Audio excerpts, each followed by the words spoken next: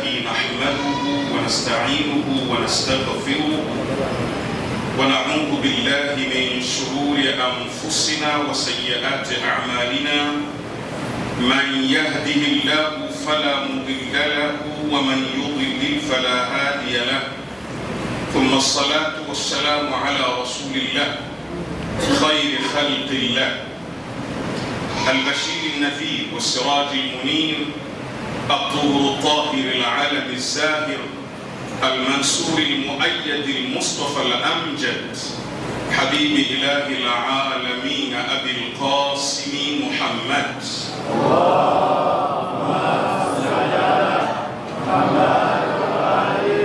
وعلى أهل بيته الطيبين الطاهرين وأصحابه المنتجبين. وبعد، أيها الأحبة، أحييكم بتحية الإسلام المباركة. السلام عليكم ورحمة الله وبركاته. يقول المولى سبحانه وتعالى في كتابه المجيد بعد أعوذ بالله من الشيطان الرجيم: وإنك لعلى خلق عظيم. صدق الله العلي العظيم. Kwanza kuna haja ya kumshukuru Mwenyezi Mungu Subhanahu wa Ta'ala kwa sisi ambao Mwenyezi Mungu ametupa taufiki na uwezo wa kuonana tena kwenye siku kama ya leo, kuweza kutekeleza ibada hii ya Eidul Adha. Ni jambo la kumshukuru Mwenyezi Mungu Subhanahu wa Ta'ala, lakini vile vile ni jambo la kumshukuru Mwenyezi Mungu Subhanahu kwamba wenzetu waliobahatika kwenda kuizuru na kuitembelea nyumba ya Mwenyezi Mungu Subhanahu wa Ta'ala, na wao siku hii ya leo wanazidi kuendelea na ibada kubwa hii ya haji. Mwenyezi Mungu Subhanahu wa Ta'ala awafanye wamalize ibada yao salama salimini na warudishe katika miji yao wakiwa salama. Na sisi ambao hatukubahatika, Mwenyezi Mungu tunakuomba mwaka huu, mwaka ujao na miaka yote turuzuku ibada ya hija katika nyumba yako tukufu.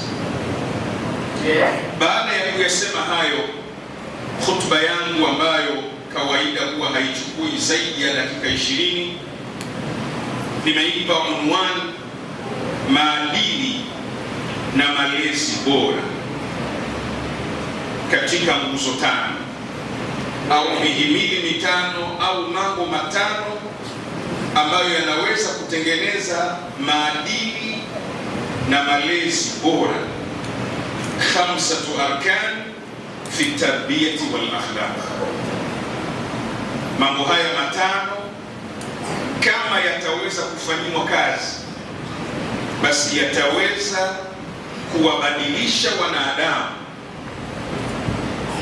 Moja katika changamoto ambayo tunakumbana nayo kama wazazi,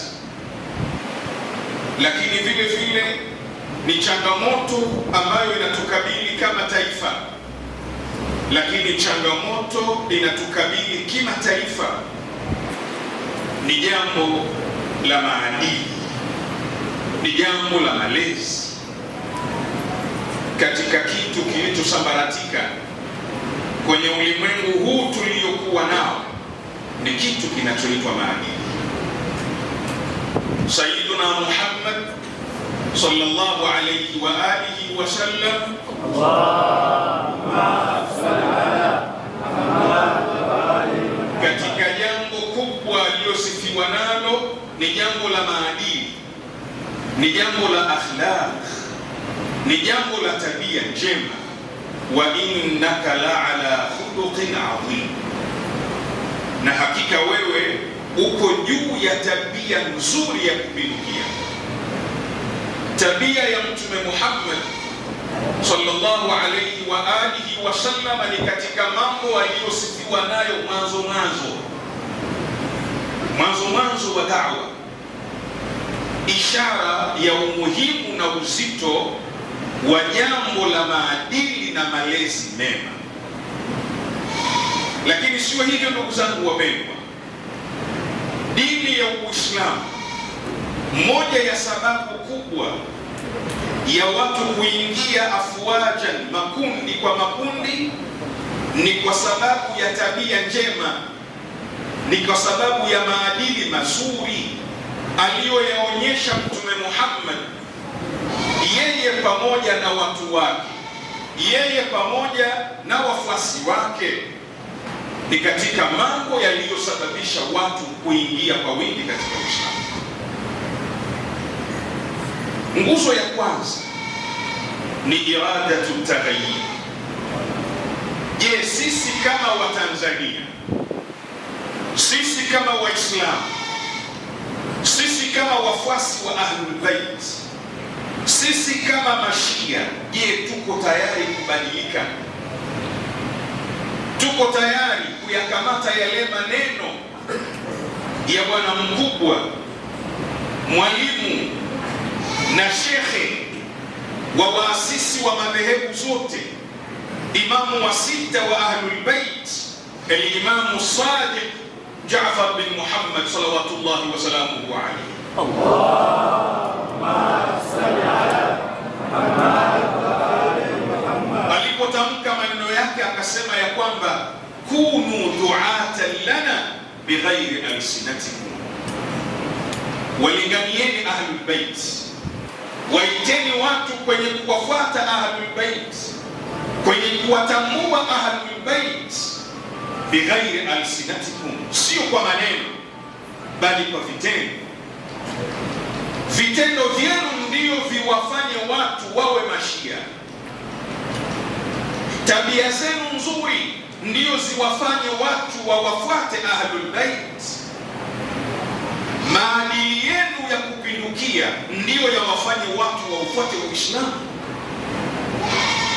Watu wafikie mahala, ukitaka mfanyakazi muaminifu, mtafute kijana Muislamu, mtafute kijana mfuasi wa Jaafar Sadiq.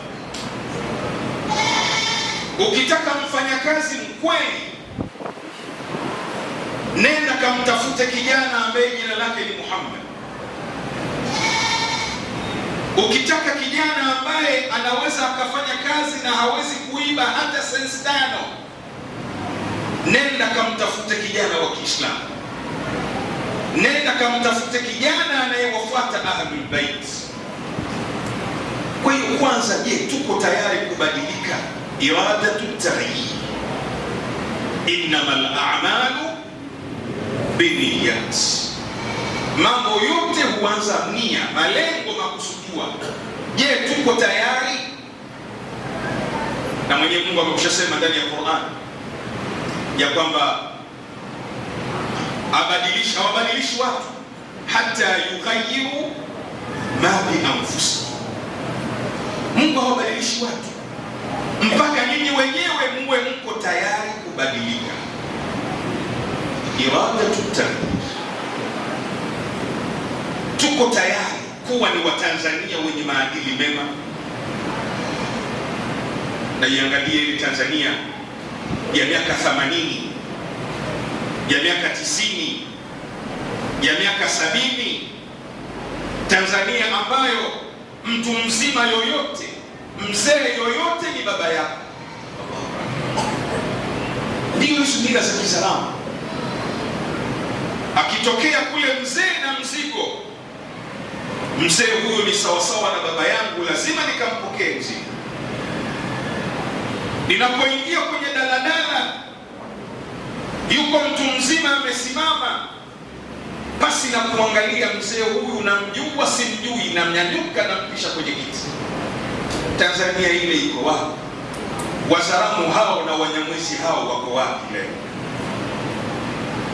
Iradatu taghayyur. Je, tunaimba tu maadili? Tuko tayari kweli kubadilika?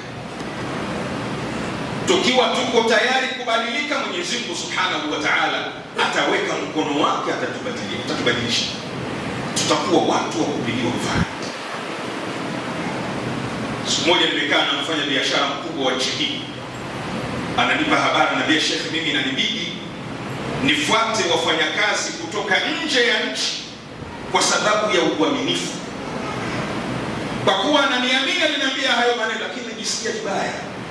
Hivi hao vijana wa Kizalamu hakuna waaminifu? Hakuna ambao unaweza ukaweka katika sekta wasiibe, wasinyang'anye, wasitapeli? Irada tutarihi. Lakini nguzo ya pili ni at-taalimu dini. Allahu akbar. Iqra Abdul Latif, mش اقرا بس، اقرا باسم ربك الذي خلق. التعليم الديني kama jambo la kusoma dini kwa Watanzania, kama jambo la kusoma dini kwa Waislamu, kama jambo la kusoma dini kwa wafuasi wa Ahlul Bait litakuwa ni jambo thanawia, litakuwa ni jambo la ziada, hakutokuwa na mabadiliko yoyote katika maadili na tabia za Watanzania. Dini ndiyo chachu inayotengeneza maadili. Kila tunapokuwa karibu na dini ndipo tunapokuwa na tabia njema. Billahi alaik, hivi utapata wapi somo la kwamba rushwa ni haramu isipokuwa kwa kuijua dini? Mtume Muhammad sallallahu alayhi wa alihi wa sallam, Allahumma salli ala Ahlul Bait alayhimus salam, na mitume wa Mungu ndio waliosomesha ya kwamba anayetoa rushwa na anayepokea rushwa finna.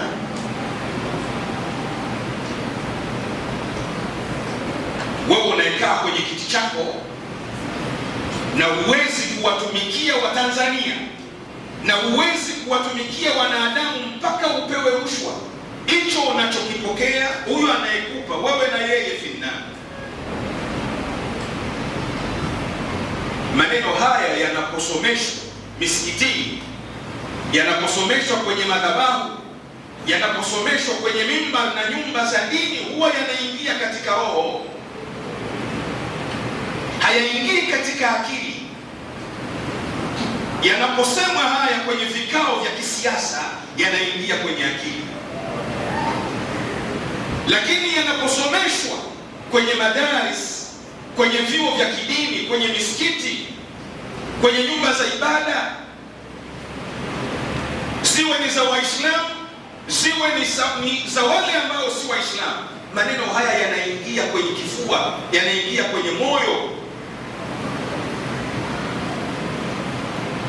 Kijana mmoja ananipa habari, ananiambia tulikuwa tunasomesha wakati ni wadogo vijihadithi vidogo vidogo, vinaitwa 40 hadithan, lakini vijihadithi vidogo vidogo. Katika vijihadithi hivyo vidogo vidogo ni hadithi inayosema la kana Rasulullah sallallahu alayhi wa alihi wa sallam la yusafihu an-nisa, mtume alikuwa hawapi mikono wanawake. Sasa nasema tulisomeshwa ni wadogo wadogo. Sasa nasema nilipokuwa nikamwona shekhe mmoja mkubwa, wanakuja wanawake wanaweka kitambara juu ya mkono wao, alafu wanampa mkono shekhe. Yule mtoto hilo hakuweza kulivumilia, akamfuata shekhe, akamwambia shekhe, kuna hii hadithi inasema kana Rasulullah la yusafihu, mbona unawapa mkono wanawake? Sasa mwalimu alitumia kazi kweli kweli kumkinaisha mtoto. Kwa nini athari ilibakia kwa mtoto? Kwa sababu mafunzo yale yalikuwa ndani ya roho, hayakuwa tu kwenye akili, hayakuwa tu kwenye akili. Kama Watanzania tuko tayari kuwabadilisha watu wetu kuwa na maadili mema, moja ya nguzo muhimu ni at-taalimu dini. Kama dini itatengwa, kama dini itawekwa mbali, kama dini itakuwa nafasi, kama dini itakuwa haina nafasi, maadili yatakuwa ni nyimbo katika nchi hii. Kama dini itakuwa haina nafasi mashuleni, kama dini itakuwa inaogopwa vyuoni, kama dini itakuwa inaogopwa kwenye taasisi zetu za kinchi, tutambue ya kwamba maadili tutayaimba, yatakuwa ni nyimbo, yatakuwa ni nyimbo. Na mwisho wa yote, wakati mwingine mtawalaumu watu mliowachagua ambao hawawateteeni wala hawawakilishini wala hawana habari na nyinyi. Kwa nini? Kwa sababu hawana malezi ya kidini. At-taalimu dini. Wapi utapata malezi ya kwamba heshima aliyokuwa nayo baba ni heshima kubwa, heshima aliyokuwa nayo mama, heshima ya baba mdogo, ya shangazi, utapata wapi isipokuwa katika dini? Tuelekeze nguvu kwenye masomo ya dini. Lakini jambo la tatu ni almuhitu lilijtimai, sehemu inatuzunguka, jamii yetu. Kama hatukuweza kufanya marekebisho makubwa, kama hatukuweza kubadilika kuanzia ngazi ya jamii, kuanzia ngazi ya familia, ngazi ya mtaa, mitaa yetu ikawa salama salimini, kama ndani ya familia kutakuwa salama, lakini kwenye mtaa hakuko salama, kwenye wilaya hakuko salama, kwenye mkoa hakuko salama, hatutoweza kubadilisha watu wala kutengeneza watu wenye maadili. Na katika jambo la kufurahisha, mara kwa mara nasema hili ya kwamba mila zetu, ukijaribu kuangalia mila zetu, taratibu zetu tulizo nazo kama Waafrika, ukiziangalia 100% au asilimia kubwa zina maadili yale yale ya kidini, maadili yale yale ya Ahlul Bait na Mtume Muhammad sallallahu alayhi wa alihi wasallam. Lakini jambo la nne, wasailul i'lam, vyombo vya habari. Vyombo vya habari, vyombo vya habari, kama tutawasikiliza mabeberu, wao ndio watupangie, wao ndio watuelekeze kwamba uhuru ni hivi, wao ndio watuambie jambo fulani, hili ndio uhuru na hili sio uhuru, wao watupangie kwenye vyombo vya habari, tuonyeshe wanachokitaka wao, tusidhibiti chochote katika vyombo vya habari. Tutaimba siku zote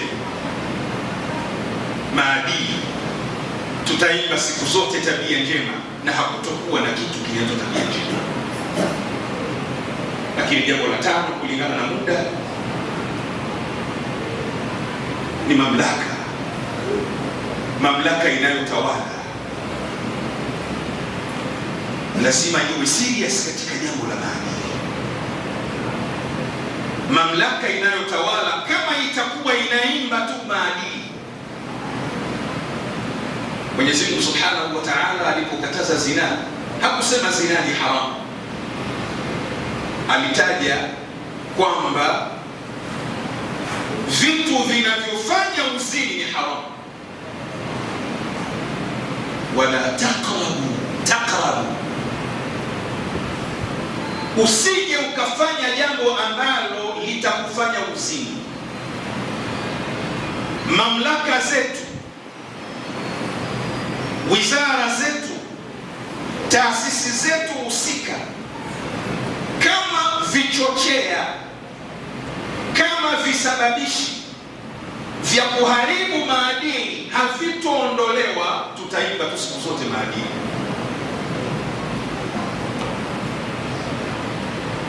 Nataja jambo moja tu, nifunge hotuba yangu kulingana na dakika 20 tayari. Nataja jambo moja tu, billahi alaik, hivi ni halali? Hivi ni halali kiakili na kiuzalamu wetu na kiungwana wetu Kigogo kupatikana night club? Kigogo, yani hawa wasalamu unayokia night club ya kazi gani? Watu ambao chakula cha mchana, kuna nyumba zinakula chakula cha mchana, mboga ni miguu ya kuku, miguu ya kuku. Watu hawa wanawekewa night club na mabinti zao wanajiuza saa tano shekhi. Simkaweke huko. Mamlaka, serikali na taasisi zake zinazohusika, vichocheo vya kimaadili, kama hatutokuwa na uhuru wa kuviondoa pasi na kumsikiliza yoyote duniani, pasi na kumsikiliza yoyote duniani, awe Marekani, awe Israeli, awe Urusi, awe China, pasi na kumsikiliza hata Marekani, pasi na kumsikiliza, Tanzania itaimba siku zote maadili. And you know why? Hivi unajua malengo ya kusambaratisha maadili ya Waafrika? Hivi unayajua malengo ya kufanya tusiwe na maadili yetu na mila zetu? Ni sisi tubakie ni zozozo, ni bobogo, watuibie na watufanye ni maskini na tuendelee kuwa maskini na omba. Bismillahirrahmanirrahim. Inna a'tainaka al-kawthar fasalli li rabbika wanhar inna shani'aka huwal abtar. Allahumma salli ala Muhammad.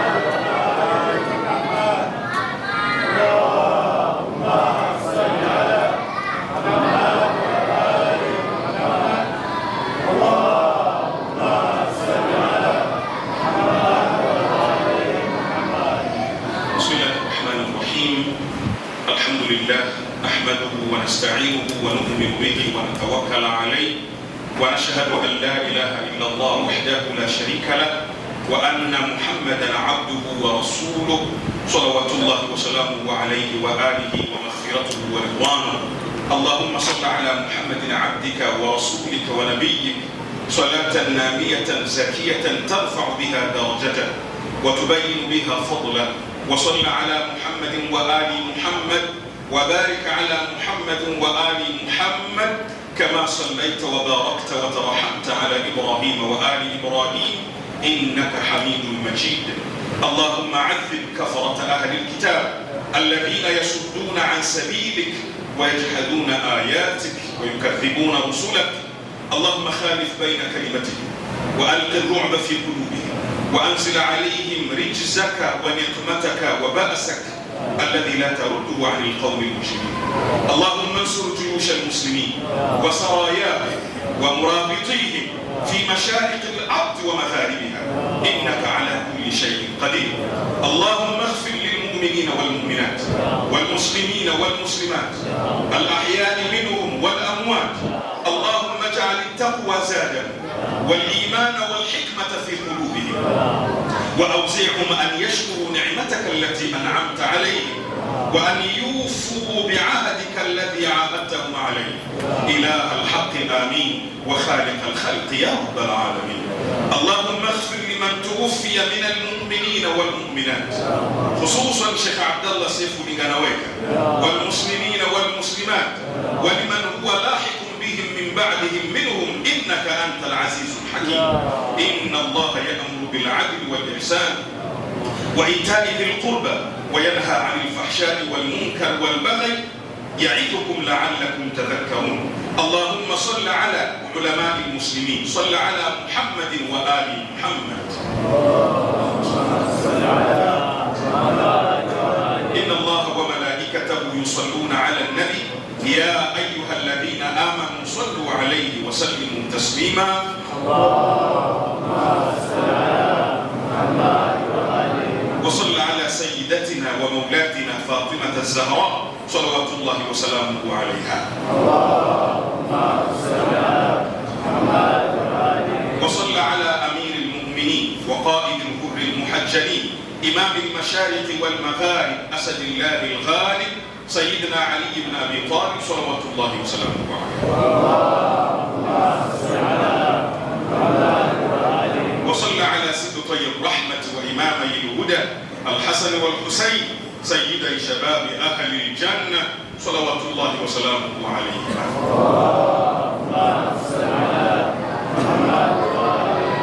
وصلى على المعصومين من ذرية الحسين زين العابدين علي والباقر محمد والصادق جعفر والكاظم موسى والرضا علي والجواد محمد والهادي علي والحسن النقي الزكي العسكري ومحمد بن الحسن صلوات الله وسلامه عليه. إن الله يأمر بالعدل والإحسان وإيتاء ذي القربى وينهى عن الفحشاء والمنكر والبغي يعظكم لعلكم تذكرون. اذكروا الله يذكركم فإنه ذاكر لمن ذكره واسألوا الله من رحمته وفضله فإنه لا يخيب عليه داع دعاه. ربنا آتنا في الدنيا حسنة وفي الآخرة حسنة وقنا عذاب النار. ربنا تقبل منا إنك أنت السميع العليم. تب علينا يا مولانا إنك أنت التواب الرحيم برحمتك يا أرحم الراحمين. وصلى الله على محمد وآله الطاهرين مع الصلوات. وجهت وجهي الذي فطر السماوات والأرض حنيفا مسلما وما أنا من المشركين. إن صلاتي ونسكي ومحياي ومماتي لله رب العالمين لا شريك له وبذلك أمرت وأنا من المسلمين. يا محسن قد أتاك المسيء إلهي تجاوز عن قبيح ما عندي بجميل ما عندك يا كريم. استغفر الله استغفر الله استغفر الله ربي وأتوب إليه. الله أكبر. بسم الله الرحمن الرحيم. الحمد لله رب العالمين الرحمن الرحيم مالك يوم الدين إياك نعبد وإياك نستعين اهدنا الصراط المستقيم صراط الذين أنعمت عليهم غير المغضوب عليهم ولا الضالين.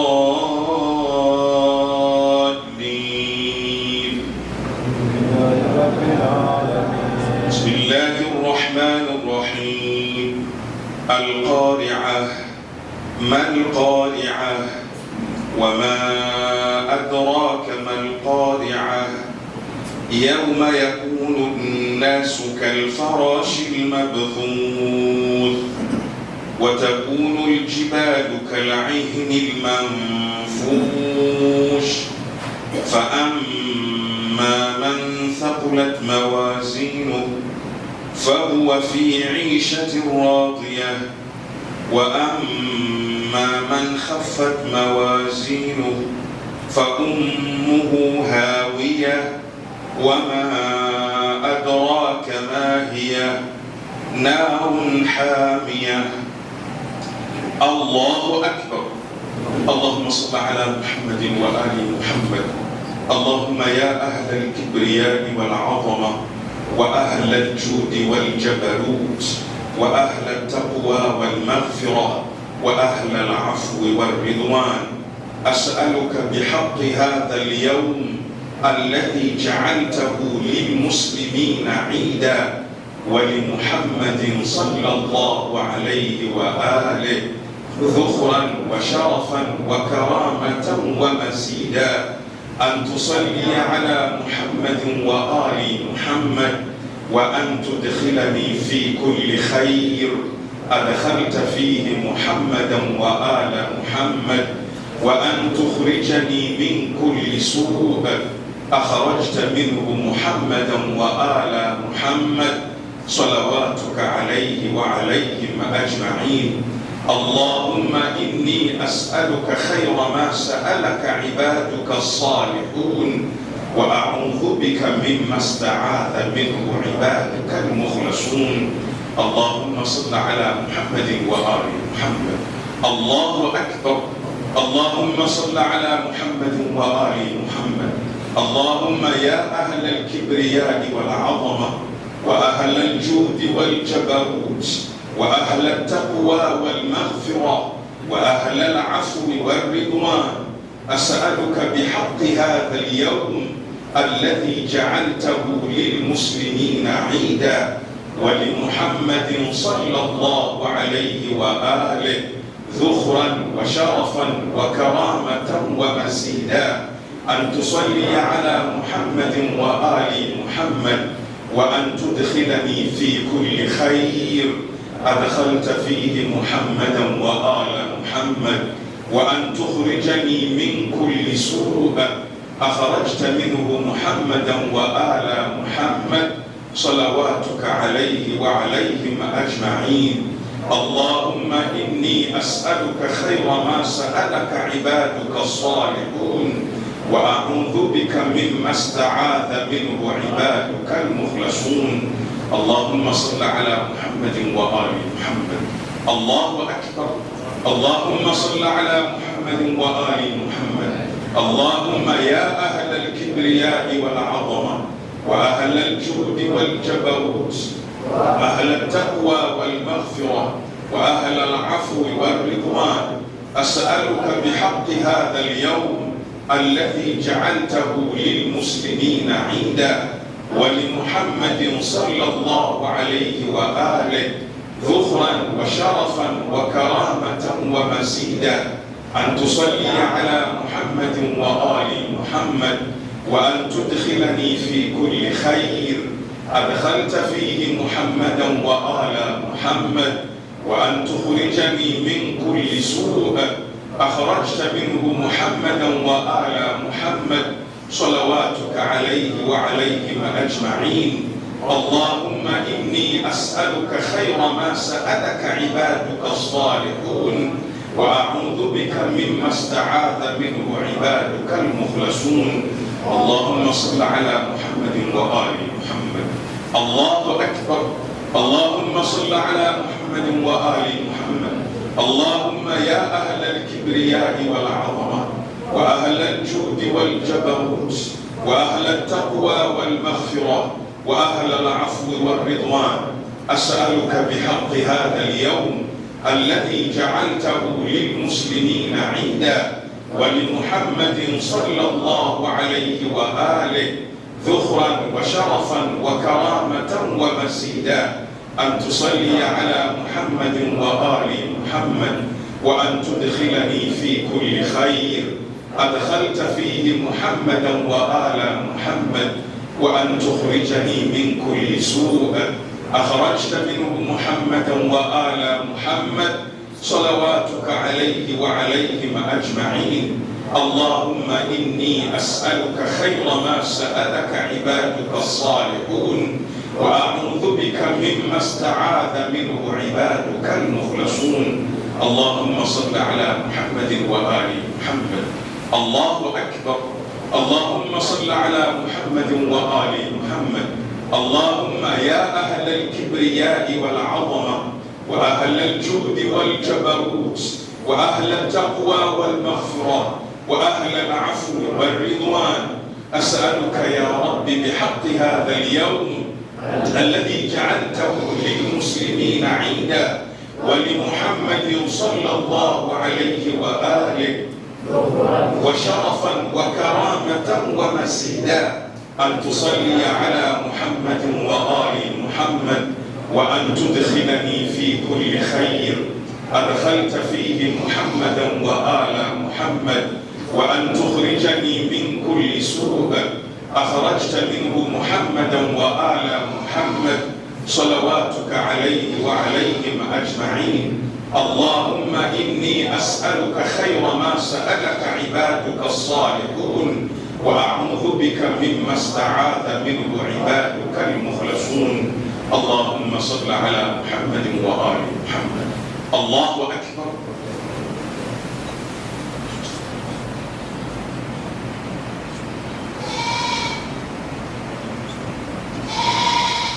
سمع الله لمن حمده.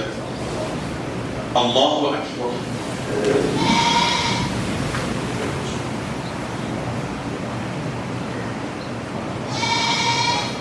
الله أكبر.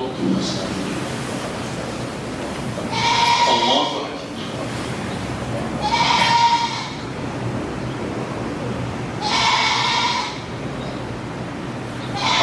أكبر. اللهم بحمدك.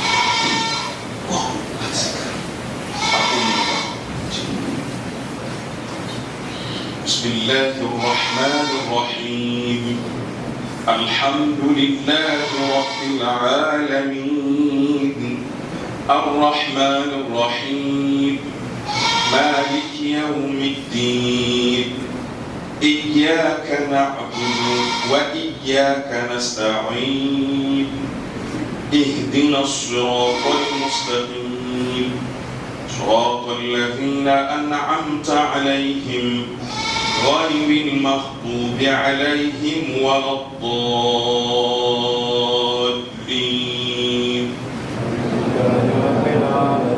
بسم الله الرحمن الرحيم.